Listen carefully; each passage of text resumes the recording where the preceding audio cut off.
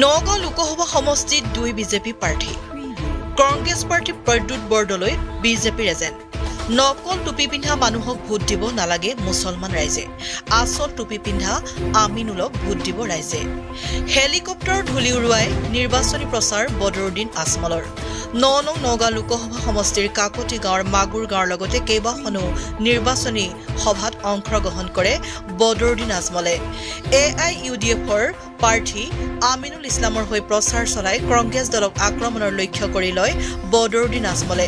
নগাঁও লোকসভা সমষ্টিত 2 বিজেপি প্ৰাৰ্থী আছে সুৰেশ বৰা আৰু প্ৰদ্যুৎ বৰদলৈ কংগ্ৰেছ প্ৰাৰ্থী প্ৰদ্যুৎ বৰদলৈ বিজেপিৰ এজেণ্ট বুলি মন্তব্য কৰে বদৰুদ্দিন আজমলে অন্যহাতে কংগ্ৰেছক ভোট দিলে বিজেপিকে দিয়া হ'ব বুলি কটাক্ষ কৰি দুদিন পূৰ্বে গৌৰৱ গগৈ মুছলমান হল বুলি মন্তব্য কৰে বদৰুদ্দিন আজমলে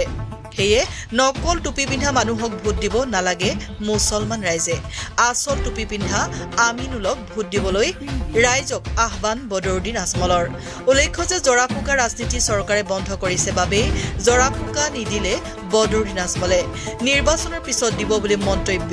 বদৰুদ্দিন আজমলৰ সভাত কেইবা সহস্ৰাধিক ৰাইজ উপস্থিতিত কংগ্ৰেছ দলৰ পৰা শতাধিক লোকে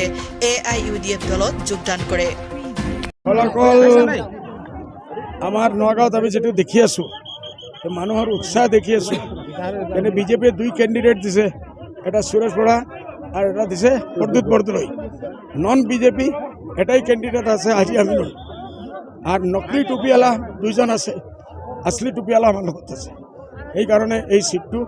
আমি এবাৰ জিকিম বিজেপিও কয় যে UDF কংগ্ৰেছৰ লগত মিলি আছে আৰু কংগ্ৰেছে কয় বিজেপিৰ লগত মিলি আছে এটাই বুঝা যায় দুয়োটাই নকলি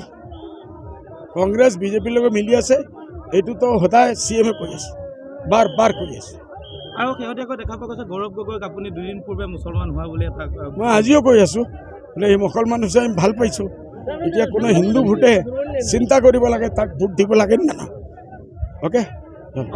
এইবাৰ জৰাফুকাটো কিয় বাদ দিলে আগতে আপুনি ইয়ালৈ আহিলে কিবা পানী এনেকৈ এইবাৰ বাদ দিয়া এইটো চৰকাৰে না কৰিছে ইলেকশ্যনৰ পিছত 10 বাৰ দিম